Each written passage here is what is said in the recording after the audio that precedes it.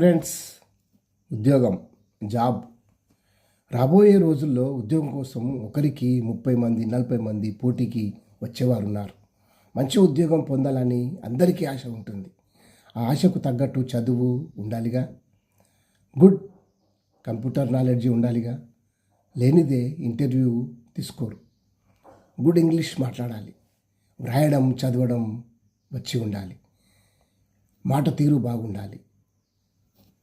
Spelling mistake లేకుండా రాయడం చదవడం ఇవన్నీ నువ్వు స్కిల్స్లా చూపించాలి. నవ్వుతూ పలకరించాలి.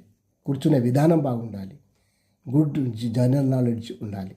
ఎక్కడ ఏ క్వశ్చన్ అడుగుతారో తెలియదు. జవాబు తెలిస్తే తెలుసని చెప్పాలి, లేదా తెలియదని చెప్పాలి. కానీ తడబడుతూ అవునా అలా ఉండే ఇలా ఉండే అని మాత్రం చెప్పకూడదు. అటుకాక ఇటుకాక తికమకగా చెప్పకూడదు. గుడ్ ఫిజిక్స్ కలిగి ఉండాలి. నీట్గా డ్రెస్ వేసుకోవాలి. ఫంక్షన్స్కి పోయినట్లు అలంకరించుకొని పోకూడదు. మంచి బట్టలు వేసుకొని మంచిగా నీట్గా తయారై వెళ్ళి నమస్కారం చేస్తూ కూర్చునే విధానంలో కూర్చుండాలి. బాగున్నారు అన్నట్టు కనబడాలి. ఇలా కొన్ని జాగ్రత్తలు తీసుకుంటే మీకు ఇంటర్వ్యూలో జాబ్ పక్కా.